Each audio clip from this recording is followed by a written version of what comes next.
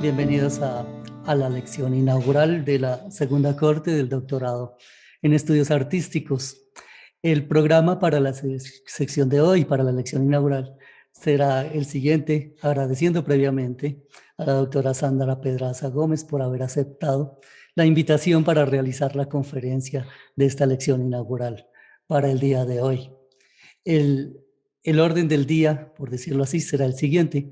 Primero, una bienvenida de parte del decano de la Facultad de Artes ASAP, el doctor José Asad Cuellar. Luego, un saludo del coordinador del doctorado. Enseguida tendremos la presentación de la conferencista por parte de la maestra Sonia Castillo Ballén, que es la directora de la línea de estudios críticos de las corporeidades, las sensibilidades y las performatividades del doctorado en estudios artísticos. Entonces, este será el orden del día. Después de la conferencia tendremos una sesión de preguntas y respuestas y conversatorio. Entonces, los invitamos a que estén durante toda la sesión y puedan también colaborarnos llenando el listado de asistencia, que es importante para estos eventos. Entonces, doy la bienvenida al decano, el maestro José Asad. Muchísimas gracias, doctor Pedro Pablo. Quiero saludar muy especialmente a nuestra invitada, la doctora Sandra Pedraza, para la conferencia que hoy abre, digamos, inaugura esta cohorte de estudiantes. Un saludo muy especial también para Sonia Castillo, para la doctora también María Teresa García, y un saludo fundamental y extensivo a todos los integrantes de esta nueva cohorte.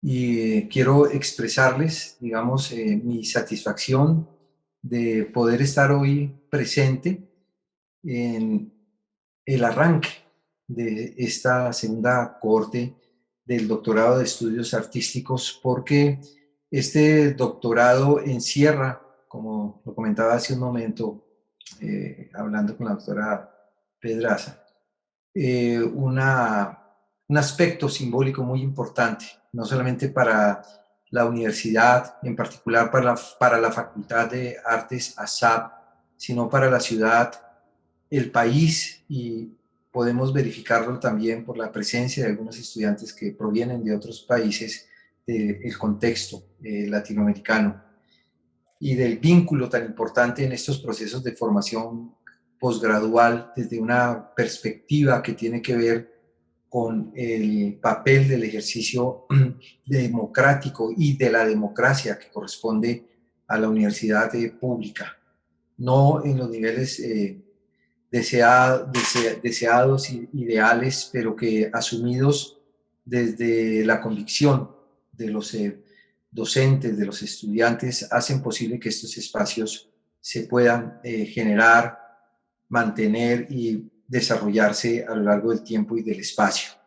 Creo que en esto es fundamental el protagonismo de los estudiantes que aspiran a ser partícipes de estos procesos y de estas oportunidades que trascienden lo individual y se convierten también en oportunidades de la sociedad. Una sociedad que propenda, digamos, por la equidad desde aspectos tan fundamentales como las oportunidades para la formación posgradual de calidad.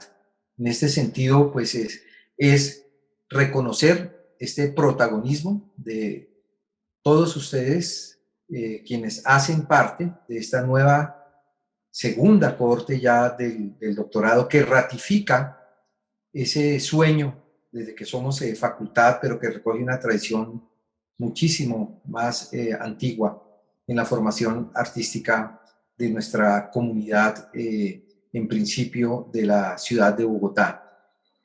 Entonces, quería simplemente decir que en estos momentos de crisis que combinan, digamos, muchos aspectos que tienen que ver con lo político, con lo social, con la salud pública, con los conflictos, ¿no? A nivel local, a nivel del país, a nivel internacional, pues estas crisis son augurios también, o son augurio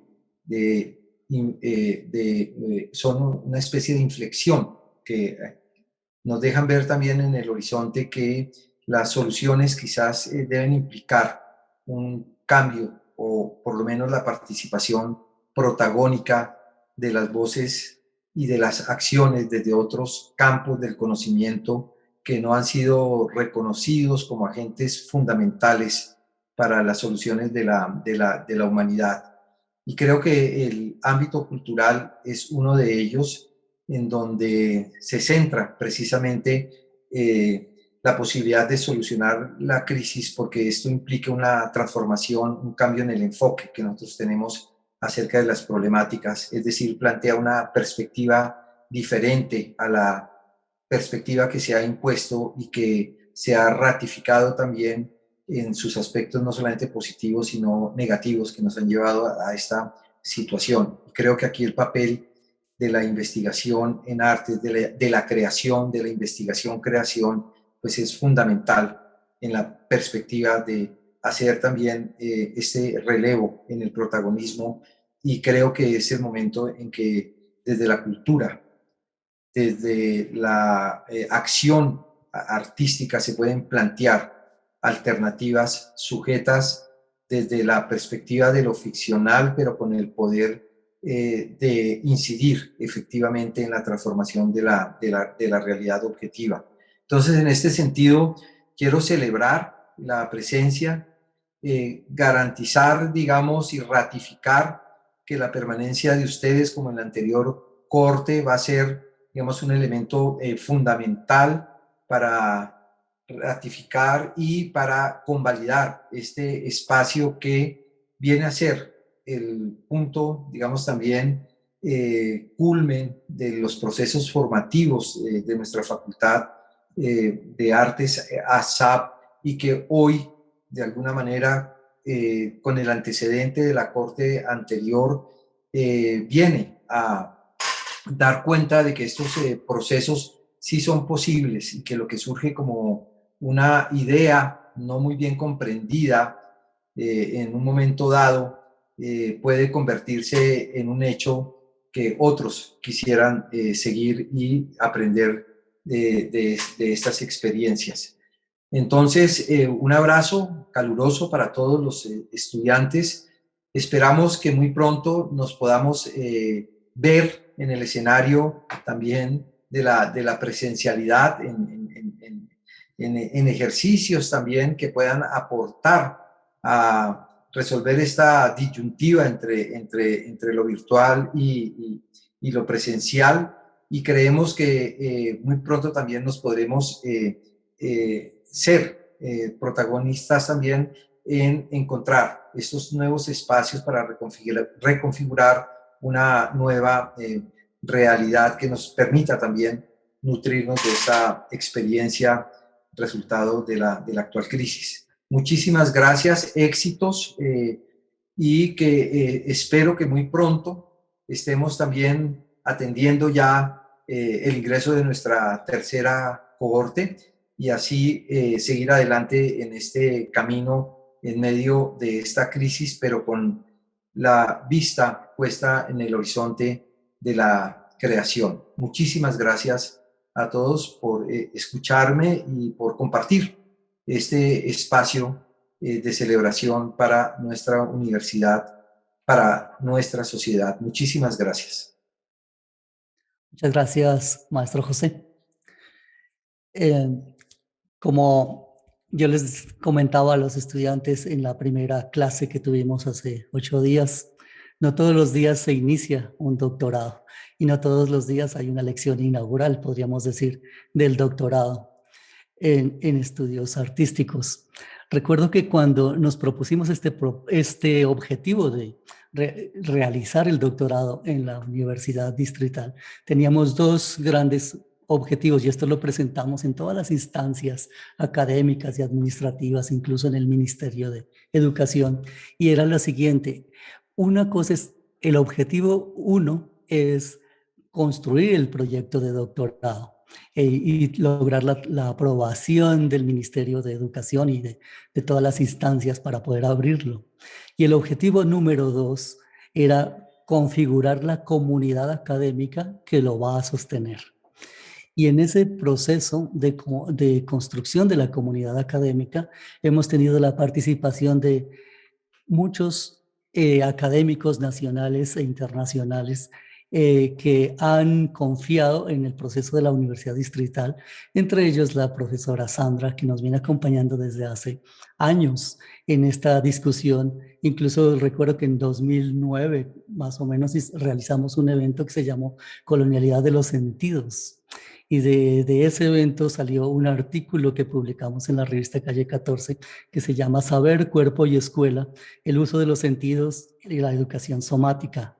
Ese es uno de los artículos más citados de la revista Calle 14 en los índices internacionales. Quiero decir, y con esto agradecer a la maestra Sandra ese proceso de acompañamiento que ha tenido con los procesos de construcción, no solamente del doctorado, sino también de la maestría en estudios artísticos. Los estudios artísticos son un espacio para la conversación, un espacio para la creación de conocimientos sensibles en diálogo en las artes, con las ciencias sociales, las ciencias humanas y también con los movimientos sociales que son productores de teorías. En ese sentido, entonces, entendemos que los aportes de una lección inaugural son aportes a un debate y a una conversación para esa creación de conocimientos desde este espacio que hemos denominado Estudios Artísticos en la Universidad Distrital Francisco José de Caldas. Entonces, con esto quisiera darles la bienvenida a todos los 15 estudiantes de la nueva cohorte que fueron admitidos y que están en proceso ya de iniciar las clases, y a los estudiantes colombianos y también a un estudiante que tenemos de Brasil, un estudiante de Perú y un estudiante que es colombiano pero vive en Ecuador. Entonces es un doctorado que, como ven, tiene una proyección internacional muy, muy amplia, y esperamos que lo mismo que ocurrió con la primera cohorte, que tenemos 0 deserción hasta el momento en los 2 primeros años, con esta primera cohorte también podamos avanzar y terminar en 4 años con 15 nuevos doctores en estudios artísticos. Entonces, bienvenidas, bienvenidos. Muchas gracias a todos los que están aquí presentes para escuchar esta lección inaugural. Sin más, entonces quiero darle la palabra a la maestra Sonia Castillo Valle, directora de la línea de estudios críticos de las corporeidades, las sensibilidades y las performatividades, para que haga una presentación académica de la maestra Sandra Pedraza Gómez. Maestra Sonia. Gracias, profesor. Para nosotros es siempre un honor dar la apertura al desarrollo de los cursos de la línea de estudios críticos de las corporeidades en esta segunda cohorte. Repetimos, como lo hicimos en la primera, la apertura con la conferencia de la doctora Sandra Pedraza Gómez, quien en todo el desarrollo de los estudios del cuerpo que viene realizando, enfatizando en temáticas referidas a la configuración de las prácticas, los discursos, las representaciones, los alcances de las experiencias respecto del cuerpo, así como de las dimensiones estructurantes de estos procesos en relación a las subjetivaciones identitarias, pues definitivamente marca una pauta como corporóloga colombiana cuyas enfáticas en sus estudios, digamos, resultan ser transversales no solo para los estudios sociales, no solo para la antropología, para la sociología y la educación, sino, y en lo que respecta a nosotros, en un encuentro de conversación entre los estudios artísticos, los estudios del cuerpo y los estudios de la vida. Creo que la condición contemporánea y las contingencias contemporáneas por las que atravesamos, en donde la condición misma de la vida se pone en riesgo, la revisión de la implicación de la condición corporal de la existencia tiene todo, digamos, como epicentro para ser estudiado por estas nuevas cohortes, particularmente en el campo de los estudios artísticos en sus tesis doctorales. Para la línea, sin duda, la contribución de los estudios que propone la profesora nos permite fortalecer un enfoque performativo que le proponemos a los estudios artísticos respecto de la investigación-creación, lo que equivale a decir una crítica corporal a las prácticas artísticas, en procura de una revisión corresponsable de los alcances sociales y ambientales que también tienen las prácticas del arte en la configuración contemporánea de la vida. La profesora, antropóloga de formación, doctora en antropología histórica y antropología pedagógica de la Universidad Libre de Berlín, ha desarrollado y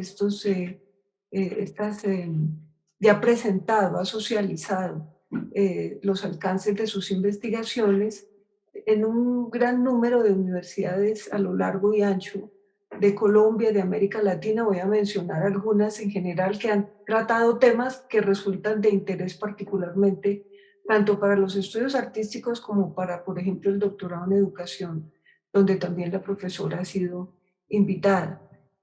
Ha sido profesora de la Universidad de Antioquia, ha sido profesora de la Universidad Federal do Rio Grande do Sul, haciendo un seminario de educación del cuerpo y biopolítica, de la Universidad del Cauca, haciendo un seminario sobre estudios del cuerpo y motricidad, cuerpo, prácticas corporales y educación.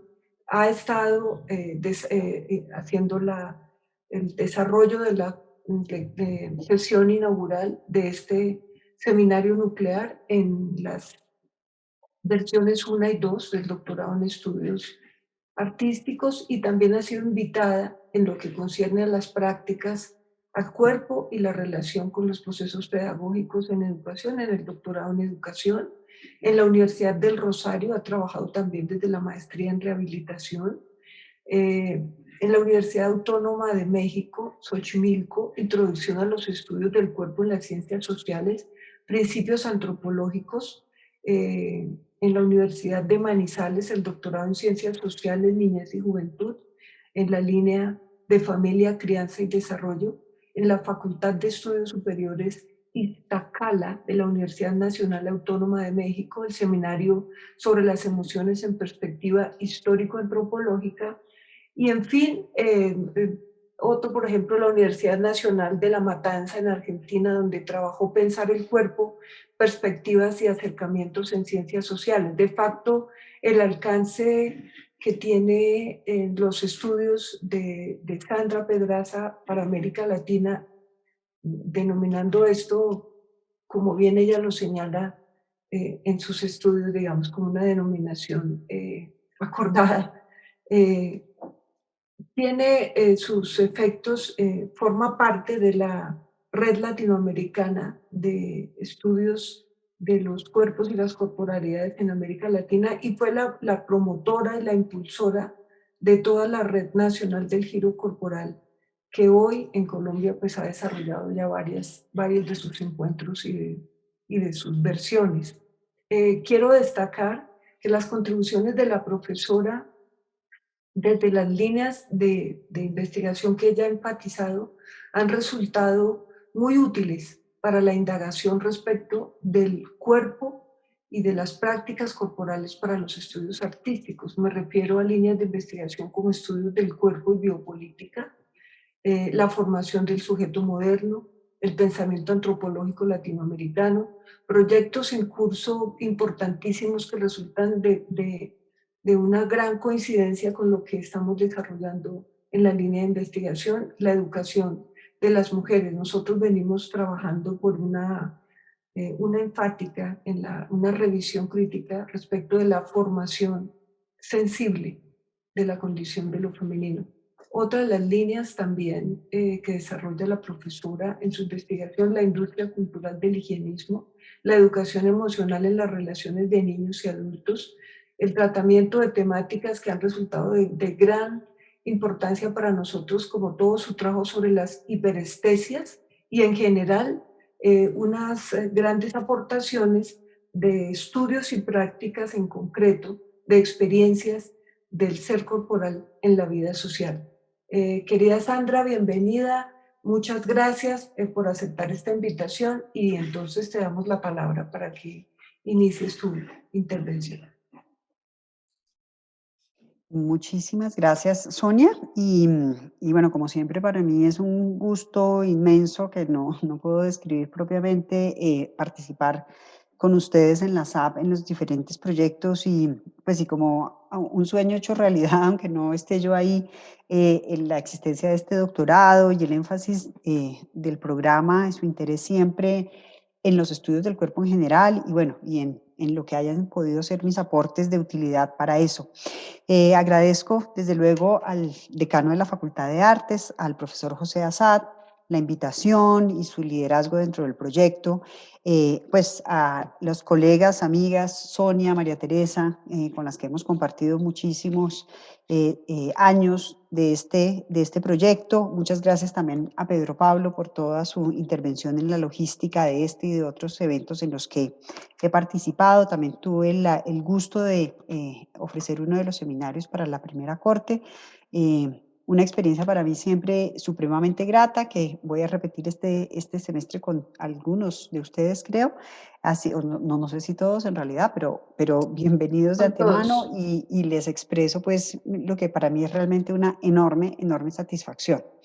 Tengo que comenzar por decir que para las personas que asistieron al cuarto encuentro latinoamericano, lo que voy a hacer aquí no va a ser una novedad, por circunstancias simplemente del momento no pude ampliar de la manera como quería la exposición, la presentación que hice en esa ocasión, así que aquí básicamente voy a, digamos, a trabajar sobre lo mismo, entonces tal vez para algunos vaya a ser este texto algo ya conocido, pero creo que a la vez es una oportunidad para que pudiéramos después ahondar, conversar sobre aspectos que en esa ocasión no pudimos porque teníamos una restricción de tiempo muy grande. Y bueno, como cuando uno vuelve a leer algo, tal vez ve y puede reflexionar sobre asuntos que en la primera no pudo precisar, no pudo reconocer tan claramente. Y sí voy a hacer esta práctica que virtualmente es todavía más aburrida que presencialmente, que es la de leer. Me habría gustado no tener que hacerlo, pero pues desafortunadamente no tuve ocasión de prepararlo de otra manera, así que les voy a someter a esta práctica, bueno, para los estudiantes de doctorado, tan ritual también, ¿no es cierto?, que es la puesta en escena de nuestra vida académica, que es la de leer una conferencia, ¿no es cierto? Como no va a ser tan larga, espero que superemos el hambre de antes del almuerzo con éxito y alcancemos a tener una conversación interesante. Esta lección lleva por título el nombre Tecnocultura y Experiencia, recursos para proyectos corporales contemporáneos. Y podrá tal vez a ustedes parecerles un poco paradójico después de que oigan las primeras partes, porque como mucha parte de mi trabajo suele referirse a eventos del pasado, incluso suelo ser confundida con una historiadora, ¿no? Muchas personas consideran que yo soy historiadora y la verdad es que yo siempre estoy hablando en realidad del presente y para mí volver sobre el pasado es solo una práctica, digamos, genealógica, una manera de entender el presente que necesariamente creo solo podemos hacerlo y más en los estudios del cuerpo a partir, digamos, de nutrirnos, de volver sobre aspectos que son constitutivos de nuestra existencia, que fueron puestos, digamos, en circulación hace mucho tiempo. Ese es el espíritu de este texto también. Y comienzo. Aunque menos reconocido como una cuestión integral que otras temáticas contemporáneas, como son las del agua, la migración, el trabajo o el crecimiento de las ciudades, también el cuerpo fue declarado en el cambio del milenio uno de los proyectos centrales de las décadas por venir y fue situado en el encuentro de cultura y técnica.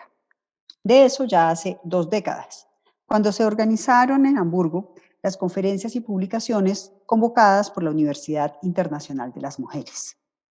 En el albor del siglo empezábamos en América Latina a orientar nuestros intereses hacia este campo de los estudios del cuerpo. Hasta hoy hemos acumulado un acervo de investigación y reflexión significativo que ya está embebido en nuestra propia experiencia. Ahora bien, a diferencia de las intersecciones mencionadas, algunas de las cuales han ocupado la agenda pública y académica a lo largo de varias décadas, como sucede en el caso de la migración, que ha ganado hoy muchísima más actualidad, o el de las ciudades, y ahora, desde luego, el del agua, el cuerpo ha venido ganando un terreno con nombre propio solo en los últimos años y con alcances diferenciados. Pero es marginal en comparación con las anteriores problemáticas y a menudo aparece entreverado con otros asuntos de la agenda contemporánea como la sexualidad o la violencia. Quiero plantear hoy que el debate público y académico sobre el cuerpo ocupa una posición menos central porque el campo de los estudios del cuerpo en la región avanza con menos consistencia en torno de sus definiciones y alcances. Y esta diferencia puede remitirse en parte a las particularidades de estas definiciones que a la postre inciden en los alcances del campo. Y hago aquí la primera nota. No considero de ninguna manera que, digamos, esta menor centralidad, esta menor contundencia, digamos, que uno le puede reconocer a los estudios del cuerpo versus, por ejemplo, los que tengan que ver con migraciones o con el agua o con las ciudades o con el trabajo, que es otro de esos temas que fueron señalados en aquella oportunidad como temas importantísimos de la tecnocultura en el futuro, esté en esa situación por falencias, digamos, de los investigadores locales, de ninguna manera. Lo que estoy queriendo señalar con eso y que quiero desarrollar aquí es que, a diferencia de los demás temas, ¿sí?, el tema del cuerpo lleva en sí una serie de dificultades teóricas que tal vez no hemos podido despejar tan claramente y que no son fáciles de identificar en un debate público. Sí, es más claro para todos qué significa la migración y es más claro para toda la ciudadanía qué significa el trabajo, ¿no es cierto? O qué significa el agua, que tener una claridad sobre cuál es el alcance de algo que parece tan obvio y natural, pero que después no lo es tanto como es el cuerpo. Y ese, digamos, es el alcance de lo que quiero exponer hoy ante ustedes. A lo largo de 2 décadas se ha abonado un terreno vasto sobre las experiencias, las representaciones y los discursos corporales. Como recurso principal para reconocer la norma humana, los investigadores latinoamericanos hemos puesto el acento en acontecimientos singulares en los que descuellan la crítica al orden colonial, las desigualdades, la modernidad, las discriminaciones encarnadas y la violencia, marcas de la corporalidad regional. Muchos de los avances conseguidos en las 2 últimas décadas le dan al ámbito latinoamericano un sabor propio dentro de los estudios del cuerpo. En esta oportunidad quiero insistir en el carácter tecnocultural intrínseco a la condición humana y, a la sombra de sus implicaciones, revisar los aspectos que yo he acentuado en mi propio trabajo de investigación. Me refiero al carácter tecnocultural para destacar que la vida humana nunca ha sido un evento individual o ajeno a la tecnología. Este es un punto en el que últimamente he estado enfatizando mucho porque encuentro que una idea en la que es, digamos, fácil perderse es la idea de que el cuerpo es algo que está situado en la naturaleza y es, por tanto, ajeno a la tecnología, ¿no? Y es en relación con esa idea que quiero plantear lo siguiente. Habitar en el mundo siempre ha sido una interacción social hecha posible por las capacidades humanas de emplear y transformar elementos para vivir. Esa es la característica de la condición humana, a diferencia de muchas de las otras, digamos, formas de vida que se han desarrollado. Un buen ejemplo de esta situación es la vasija. Otro, el bolso. Difícilmente podemos imaginar el desempeño humano sin estas dos elementales tecnologías de almacenamiento y transporte. ¿Cómo podríamos concebir el recorrido de los grupos humanos por el planeta sin contar con recipientes? ¿Cómo habrían podido llevarse consigo, adosadas al cuerpo, las cosas necesarias para la vida humana? En la cabeza, la espalda, alados o terciados, hemos llevado con nosotros vasijas, cuencos, bolsos donde también cargamos los pequeños objetos, sin los cuales nuestra condición humana decaería. Este ejemplo lo traigo a colación porque me parece uno muy básico y fundamental para entender el alcance que le quiero dar a la noción de tecnocultura. Si no estoy hablando aquí con tecnocultura, no me estoy refiriendo a, digamos, sofisticadas tecnologías actuales, como pueden ser, por ejemplo, el hecho de que carguemos también adosados a nosotros en la actualidad, por ejemplo, un teléfono celular, o este acto en el que estamos aquí involucrados, que es desde luego de altísima tecnocultura, ¿no? como estar conectados, digamos, mediante pantallas, micrófonos, a través de una tecnología como la del Internet, cada uno en su computador en su casa, ¿sí? Que desde luego remite inmediatamente a lo que solemos entender por tecnocultura. Lo que yo quiero decir es que la vida humana es per se, y siempre lo ha sido, y solo puede comprenderse dentro de un ámbito que podemos llamar de tecnocultura. Es decir, que involucra el desarrollo de tecnologías de diferente tipo, sin las cuales nuestra vida es completamente impensable e irrealizable. Esta ocasión, la bienvenida a la segunda cohorte del doctorado en estudios artísticos tiene un significado para mí, porque ha sido un proyecto al que pude contribuir con algunas ideas cuando comenzó a forjarse la iniciativa.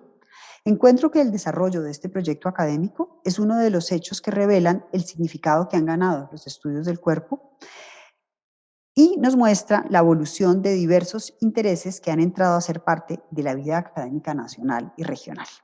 Quiero entonces aprovechar la oportunidad para pasar revista a los énfasis que yo he puesto al estudiar la comprensión del cuerpo con respecto a la condición humana en Colombia y en América Latina, que es, digamos, la forma como suelo presentar y explicar la mayor parte de mis intereses. Esta cuestión ha sido nuclear para diferentes estudios y cursos que he desarrollado. Este año he estado interesada en refrescar mis puntos de vista sobre la cuestión con los avances y las consideraciones recientes de investigadores latinoamericanos.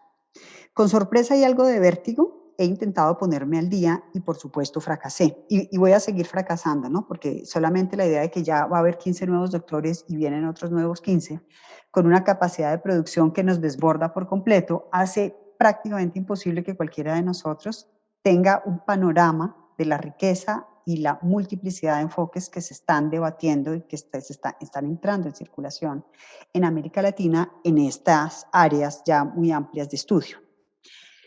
El volumen de publicaciones y comunicaciones desborda mis posibilidades, así que apenas procuré reconocer las líneas de los intereses y las corrientes analíticas en boga.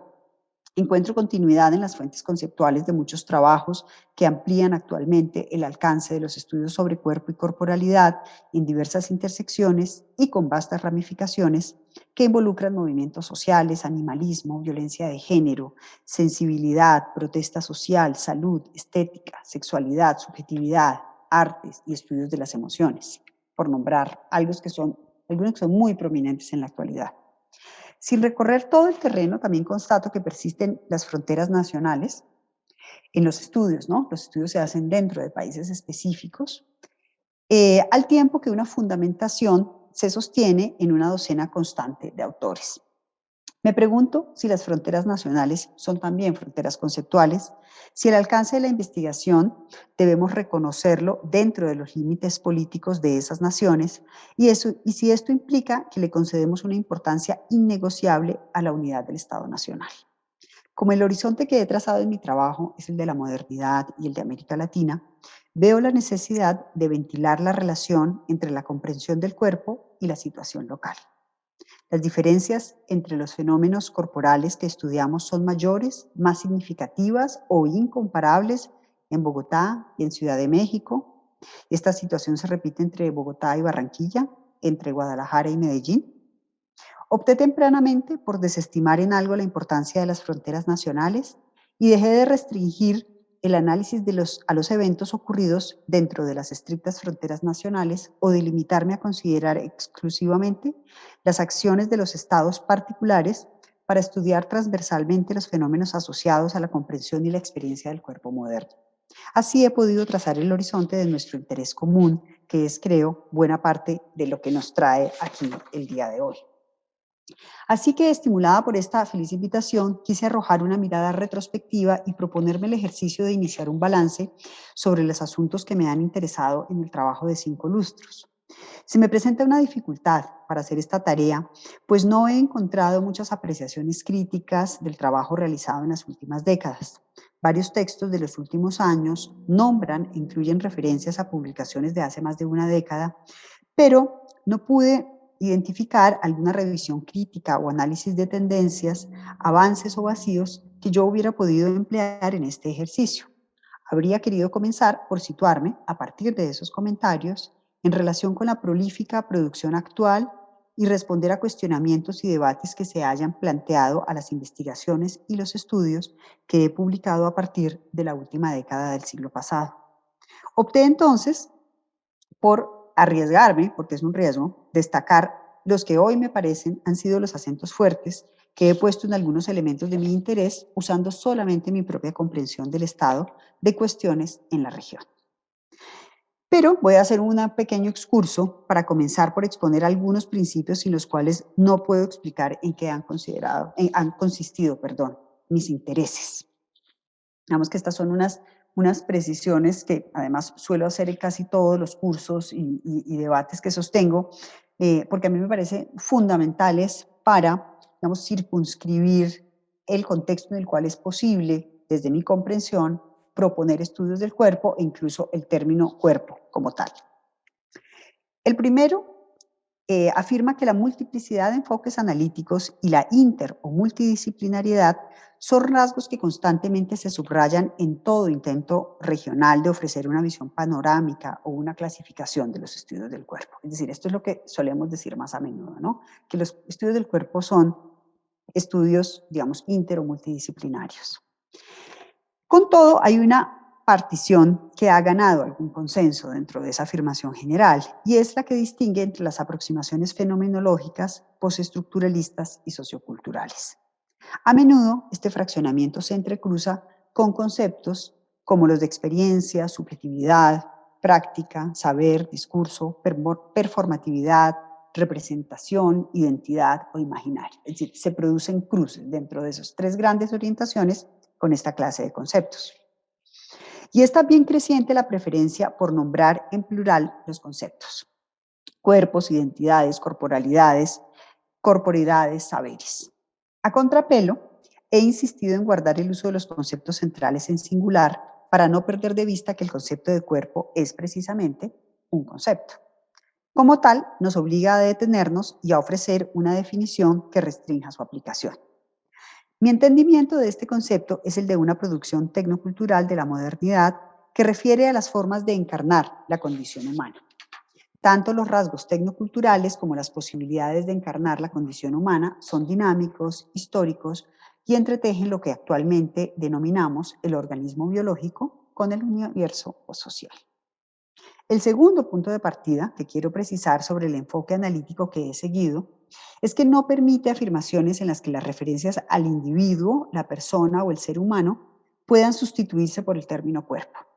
En este sentido, frases como los cuerpos se multiplican, introducir otros cuerpos, la fricción de los cuerpos que hablan, los cuerpos vulnerados o los cuerpos deseantes, reducen el sentido de la persona a las cualidades corporales e incluso hacen innecesaria la referencia al sujeto.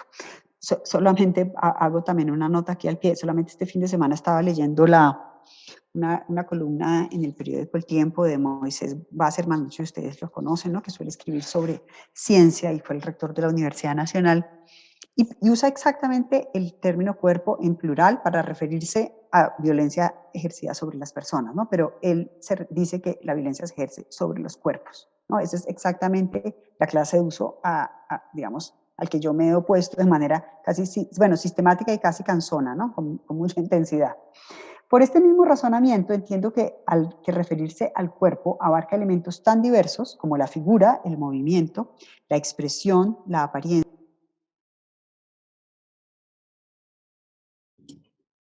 Se te fue la voz. Se silenció.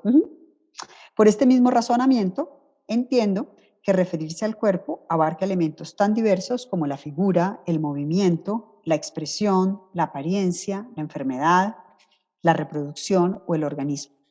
Y en un mayor nivel de complejidad formulamos temas como la belleza, la moda, la raza, el dolor, la subjetividad, la clase, los tatuajes o el deseo.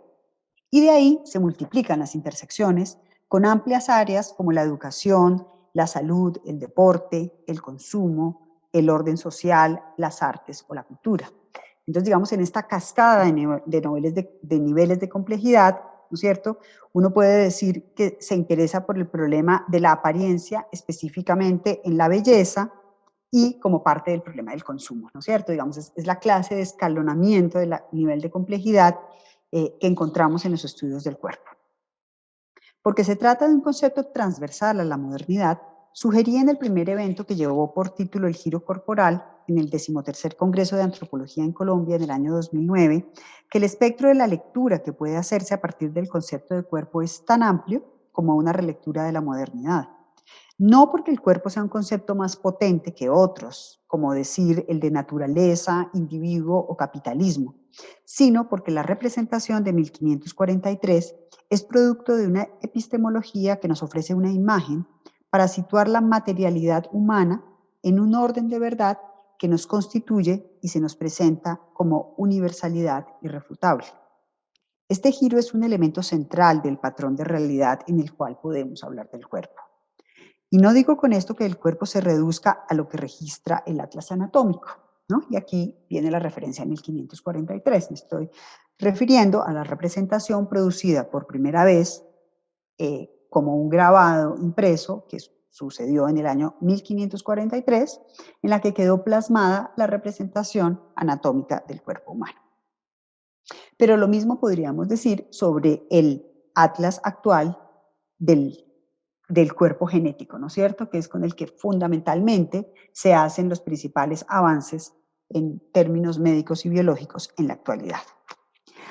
Afirmo entonces que es con respecto a esta representación de 1543 que hablamos de cuerpo en el campo de nuestros estudios, que no es lo mismo que hacemos cuando usamos la palabra cuerpo cotidianamente para señalar una realidad básica y personal y a menudo para distinguirla del yo, o para distinguir al yo.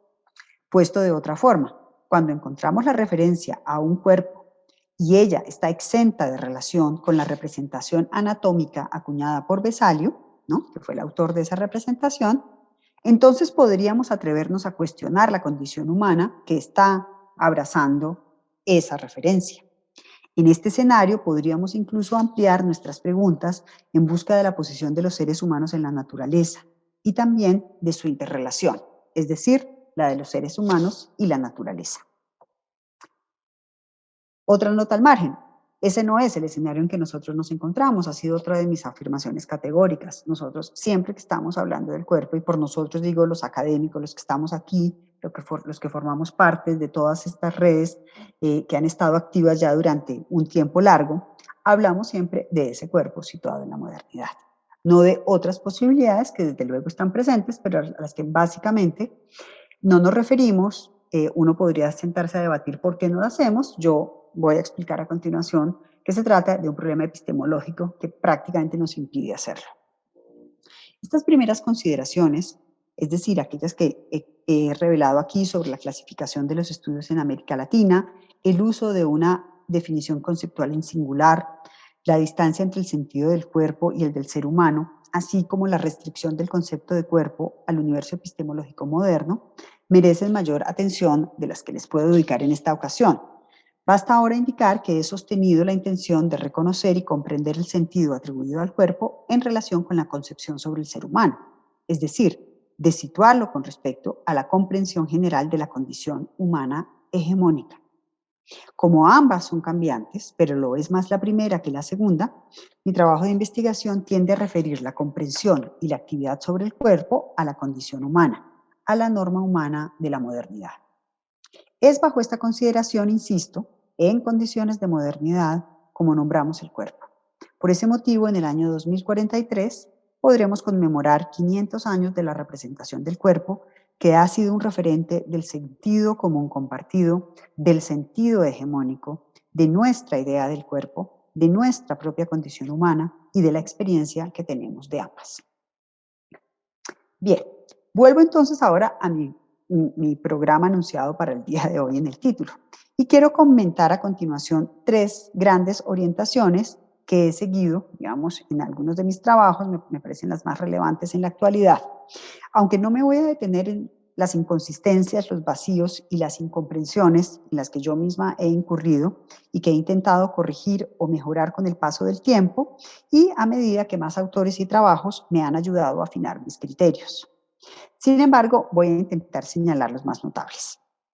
Entonces me referiré al sentido del cuerpo en la modernidad, a la centralidad de la representación corporal registrada en el atlas anatómico y por último explicaré el alcance de la noción de hiperestesia que propuse hace 25 años. Mi aproximación inicial a la cuestión corporal se situó en la confluencia de la antropología, la pedagogía, la historia de las ideas, la antropología filosófica y los estudios culturales.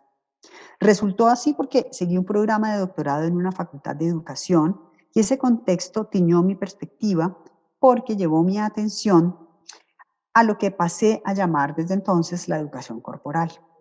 Pero también porque ese interés tomó forma cuando se difundían los estudios culturales latinoamericanos en la última década del siglo XX. Me encontré haciéndome un conjunto de preguntas sobre la identidad nacional, la ciudadanía, la relación entre el cuerpo, el individuo y el Estado, que no hacían parte de mi fascinación inicial por la somática, las técnicas del cuerpo, la apariencia, el movimiento y el consumo de prácticas corporales, que fueron los fenómenos que llamaron mi atención a finales de los años 80 en Colombia. El libro con el título En Cuerpo y Alma y varios artículos publicados en los años del cambio de siglo exponen lo que me parece que en Colombia se quiso encarnar y en algunos casos ciertamente se encarnó.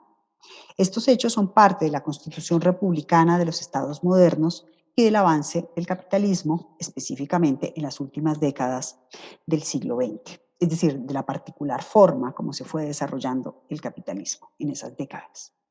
De ese conjunto puedo indicar que no se trata de un trabajo histórico sobre las transformaciones del cuerpo o sobre los cambios en los modelos de educación corporal, aunque seguramente algo de eso hay allí.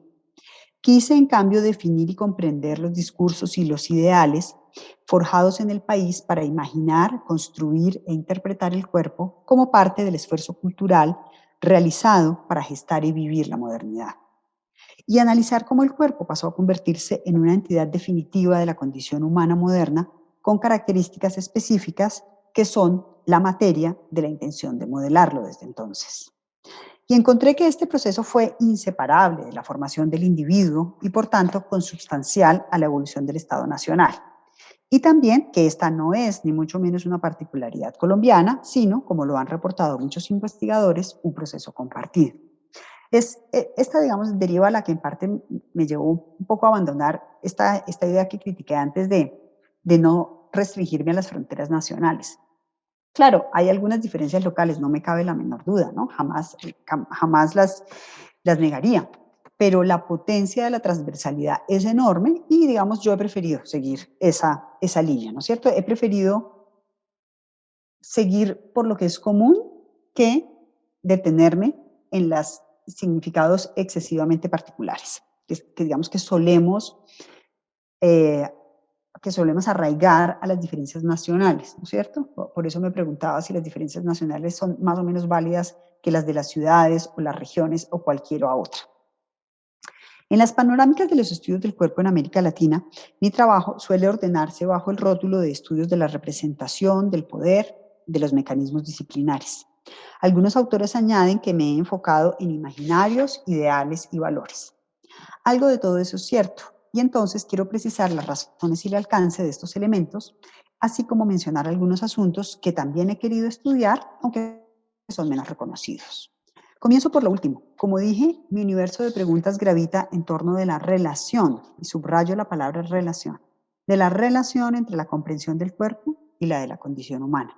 Esto es así porque no entiendo el cuerpo como una entidad o cosa que pueda concebirse por sí misma y en sí misma. Puedo hablar del cuerpo si se cumplen tres condiciones: que sea reconocible el contexto de la modernidad, basado en la inflexión originada por la representación que se acuñó en el Atlas Anatómico y en relación con una condición humana que entró a partir de 1543 en una situación agonística, causada por esa propia representación, vuelvo a decir. Y el acento aquí recae en el sistema de diferencias que se produce entre el cuerpo y el alma cuando empieza a circular una representación del cuerpo, producto de la observación sistemática y la racionalización, y cuyo resultado es concebir un punto de vista absoluto y universal sobre el cuerpo. Y paradójicamente es esta mirada universal que representa el cuerpo como una entidad finita y autocontenida la que consigue definirlo con respecto a sí mismo. Es Es decir, es esa mirada la que consigue delimitar un cuerpo que parece que está todo contenido básicamente como un organismo biológico, ¿no? Que es esa primera referencia que se hace básicamente incuestionable para todos. A la vez, y como segunda condición, esta mirada situó el cuerpo en el terreno de la naturaleza.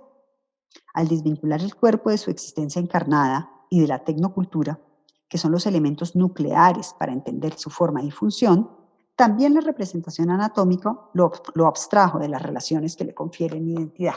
Es un asunto que ha sido ampliamente analizado, ¿no es cierto? Al entender nosotros el cuerpo como aquel organismo, ¿no es cierto?, que está separado tanto de la tecnocultura, es decir, de la vasija o del bolso, ¿no es cierto?, como lo está de todas las relaciones que mantenemos, por ejemplo, con la vasija y con el bolso, ¿sí? Se produce una operación que lo sitúa en la naturaleza, como un elemento absolutamente natural. Es un giro, digamos, epistemológico muy, muy fuerte y muy importante.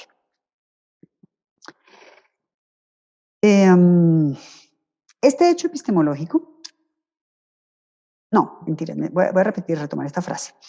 Al desvincular el cuerpo de su existencia encarnada y de la tecnocultura, que son los elementos nucleares para entender su forma y función, también la representación anatómica lo abstrajo de las relaciones que le confieren identidad. Este hecho epistemológico, cuyo propósito debe entenderse en el contexto de la evolución de la medicina, ha acarreado otras consecuencias. Una significativa y tercera condición es la que denuncian muchos textos de autores contemporáneos que entienden la desvinculación anatómica registrada en el Atlas como abandono, olvido o desvalorización. Afirman que se ha ignorado, incluso muchos que se ha suprimido el cuerpo de la vida social moderna. Pero estas afirmaciones pasan por alto que la representación del cuerpo grabada en el Atlas anatómico se logró porque omitió la experiencia de la personificación, lo que en inglés se designa como embodiment, es decir, la condición encarnada. La paradoja es que, al hacerlo, suscitó el interés en alterar la condición humana moderando el cuerpo. Sí, digamos, este es el punto central de este problema. Sí, que al considerar posible, al producirse una imagen desvinculada del todo de la vida social y de la tecnocultura, en ese mismo momento también nace la idea de que es posible modificar la condición humana si se modela el cuerpo. ¿Sí? Digamos, esa es la situación sobre la que estoy ahondando aquí. Ahora bien, en la vida social de los últimos siglos se han intensificado esos esfuerzos para modelar corporalmente la condición humana. Y este proceso permite identificar una tensión fundacional de los estudios del cuerpo que se revela al establecer que los intentos por modelar la condición humana en buena parte se orientan a una representación del cuerpo sin correlato visual y de la que sí hacen parte la condición encarnada y la tecnocultura. Pero en vista de la hegemonía de la que goza la representación anatómica, se impone la impresión de que el cuerpo fue abandonado. Mi tesis en este sentido es que las tendencias vanguardistas de la psicología, la educación y las artes expusieron a finales del siglo XIX esta situación, digamos, la reconocieron y acuñaron el término corporalidad para contar con una representación del cuerpo encarnado y, por tanto, situado en la tecnocultura y la vida social. Esta representación, sin embargo, y esto es muy importante, no tiene una expresión visual, sino que se obtiene principalmente mediante el desarrollo individual de la conciencia corporal. Al confrontar la tesis del abandono del cuerpo, que también me tentó durante un tiempo, lo reconozco, con el primer trabajo que realicé, entendí que el cuerpo está en el centro de la experiencia moderna, no está olvidado, no está al margen. Y lo está porque allí lo puso esa representación que nos permite contar con él, que nos da seguridad ontológica, sus huesos, músculos, tendones, órganos y capacidades fisiológicas. Y al contar con un cuerpo que ya tiene todo eso dado, que quedó así representado en el Atlas, fue posible que se convirtiera en signo arbitrario, es decir, en algo que puede tener muchos significados. Precisamente cuando esta seguridad se resquebraja, por ejemplo, ante la enfermedad, la violencia o el dolor, en ese pliegue se pueden considerar alternativas a la representación hegemónica.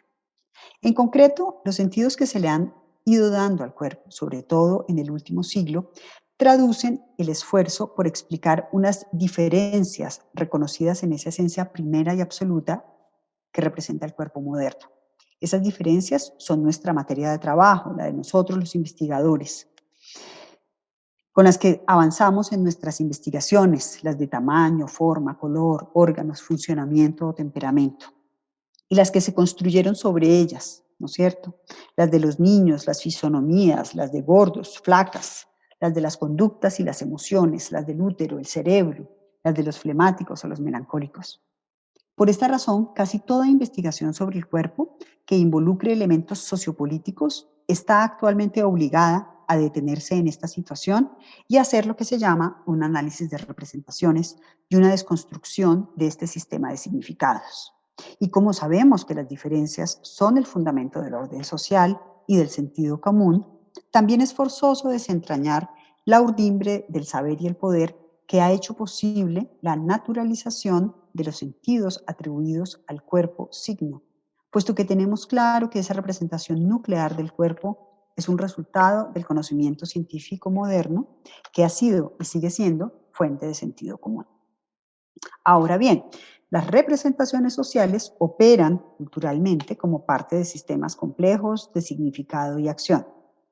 Lo que he propuesto para comprender cómo fue haciéndose visible el cuerpo en América Latina, en Colombia, es seguir la línea de algunos discursos en los que pude reconocer la relación entre cuerpo y condición humana. Esto significa que se fue perfilando algo que posteriormente nosotros, los investigadores y académicos, llamamos el cuerpo. Y quiero explicar esto, de por qué nosotros somos los que lo llamamos el cuerpo. Me tomó tiempo y esfuerzo interpretativo entender que hay una gran distancia entre la afirmación de que, por ejemplo, la urbanidad sirvió durante el siglo XIX para formar el cuerpo del ciudadano moderno en América Latina, afirmación que yo he hecho, cuando el manual de Manuel Antonio Carreño, una de las principales fuentes que utilicé para esto, tal vez no emplea ni una sola vez la palabra cuerpo. ¿Sí? Esto es algo en lo que quiero insistir. O sea, nunca aparece la palabra cuerpo en el texto. Estoy hablando de un texto de 400 páginas, ¿sí? Con respecto del cual yo afirmo, ¿sí?, que es fundamental para la formación del cuerpo ciudadano, pero el autor nunca utilizó la palabra cuerpo para designar lo que estaba queriendo formar. Como tampoco lo hace el discurso higienista, del que yo también me he ocupado.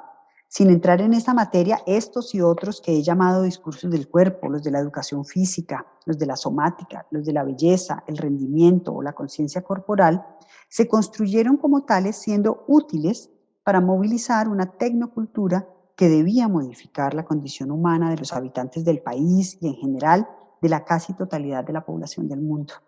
El esfuerzo lo promovieron y alentaron las acciones de pensadores, gobernantes, dirigentes, entre muchos otros. Este proceso también ha sido ampliamente documentado por muchos investigadores de la región. Con el ánimo de mostrar y discutir este horizonte, hice las publicaciones de las primeras compilaciones sobre América Latina, en donde se estudiaron expresiones de este proceso en Argentina, Brasil, Colombia y Uruguay. Afectar la condición humana con medidas higiénicas, por ejemplo, es un impulso al que dieron cabida a las sociedades desde mediados del siglo XIX. Tal vez por ser este el primer periodo en el que la ciencia moderna encontró una manera efectiva de entroncar sus conocimientos con la vida social, tanto en los planos del individuo como de la familia y de diversas instituciones sociales, como la escuela o el hospital, la tecnocultura corporal se enriqueció y sirvió para expandir la representación del cuerpo moderno como universal y absoluta. Pero a la vez, este segundo acento que he puesto sobre las formas como han operado e incidido los discursos en las prácticas y las experiencias, me obliga a situar otra faceta global de la modernidad en la manera particular que adopta en Colombia y en América Latina. Manera que se ve agobiada por la mirada europea, por los procesos de colonización interna y por la acción de las élites regionales. Situada en este terreno de intersección, he sostenido que el proceso de perfilar mediante acciones que combinan fuerzas naturales con fuerzas morales, éticas o políticas, una cosa que es en realidad un concepto que optamos por llamar cuerpo, es precisamente en lo que consiste estar incursos en la modernidad. Por este principio, encontré viable subrayar que allí donde encontremos, o mejor, entendamos el cuerpo delineado por el entramado de estos principios, allí se explaya la modernidad. El tercer asunto que voy a comentar sobre este trabajo se desprende de haber expuesto que los discursos como los de la belleza, el uso de los sentidos o la experiencia de sí comparten una condición hiperestésica. Este asunto lo amplié en un libro que tiene por título Políticas y Estéticas del Cuerpo en América Latina, pero ese ha seguido siendo central porque me parece el más significativo en la actualidad. A diferencia del primer conjunto de trabajos que analizan las fuerzas externas que actúan centrípetamente hacia la constitución del sujeto moderno, las hiperestésicas son vectores gestados internamente, en ese particular punto ciego donde coexisten lo que llamamos experiencia, conciencia de sí, sensibilidad, fenómenos que llamamos corporales sin que porten la cualidad de la materia, pero sí se expresen materialmente y se encarnen. Bueno, esta parte podría, no sé, ameritar que ahondáramos y ampliáramos lo que quiere decir exactamente, ¿no? Porque digamos que es central el punto de que se trate de formas, digamos, de ejercicios que no tienen representación visual, ¿sí? Porque no traducen un fenómeno material, pero sin embargo se expresan materialmente, ¿no? Digamos, ese es un punto central de esta tesis. De particular interés para esta beta fue identificar el surgimiento de la práctica de la conciencia corporal, que he destacado como el núcleo de las técnicas corporales y de los proyectos corporales contemporáneos de raigambre estético-política. Digamos que este es propiamente el terreno, por ejemplo, en el que yo entiendo que se desarrolla este doctorado, ¿no? Y es también en este orden de ideas que he venido ahondando en la constitución del mundo interior individual como práctica corporal. Por esta vía intento situar el sentido personal, colectivo y social que viene fortaleciéndose en la región en torno del concepto de corporalidad. Una de las asperezas que conlleva desarrollar una crítica de la noción moderna del cuerpo proviene de percibirlo como entidad biológica, luego, diríamos, natural. Para lidiar con este sentido, ha sido de gran valor para mí destacar el conocimiento anatómico que produjo la representación del cuerpo como estructura esquelético-muscular y posteriormente como organismo. Este fenómeno, que se inició con la publicación del Atlas Anatómico de Andreas Vesalio en 1543, es un punto de inflexión para la modernidad. Esta representación que ilustran los grabados es la condición de posibilidad de una experiencia de lo que a partir de entonces será posible denominar cuerpo. Fuerzas, procesos orgánicos, tejidos, músculos que, sometidos a preceptos dietéticos, estéticos y políticos, derivan en transformaciones del carácter, la moral, la eficiencia o la subjetividad. Hasta cierto punto me ha obsesionado comprender ese meollo alquímico de la propensión de la modernidad a lograr este proceso. Es decir, la insistencia en que como entidad dual, la condición humana puede conectar, comunicar las dos partes diferenciadas si se siguen prácticas determinadas. Observo que en la actualidad viene ganando sentido la educación de la corporalidad como recurso expresivo y comunicativo. Esta tendencia explica en mi comprensión una de las columnas vertebrales del programa de estudios artísticos que nos convoca hoy. Para finalizar, entiendo la actual importancia de los estudios del cuerpo por la posibilidad de construir una crítica a la noción moderna del cuerpo y de sus alcances, especialmente porque la asimilación del cuerpo como principio emancipador ha trazado una ruta que vislumbré hace 25 años, pero cuya trascendencia pública no concebí. Levantar el punto ciego de la representación moderna me parece una posibilidad para las discusiones sobre la norma humana como experiencia encarnada y tecnocultural que son y seguirán siendo materia de las próximas décadas. En la actualidad, discutir acerca del cuerpo, intervenirlo y modificarlo hace parte de debates y luchas sobre ciudadanía, identidad, derechos y democracia. La irritación contemporánea causada por la propagación viral, la coerción sobre el cuerpo presente o la presencia encarnada y la vacunación son ejemplos de esta situación. Y hoy por hoy tenemos el concepto del cuerpo consignado también en documentos oficiales sobre educación, cultura, sexualidad, niñez, migración, derechos humanos, reconciliación y violencia. Esto nos dice que hemos logrado darles un sentido social a nuestros temas de interés y hacerlos culturalmente relevantes. Ojalá este avance nos lleve a conmemorar en el 2043 una representación de la condición humana en la que la vertiginosa transformación tecnocultural del cuerpo moderno ofrezca posibilidades para habitar el mundo y vivir nuestra condición encarnada. Muchísimas gracias a todos por su atención.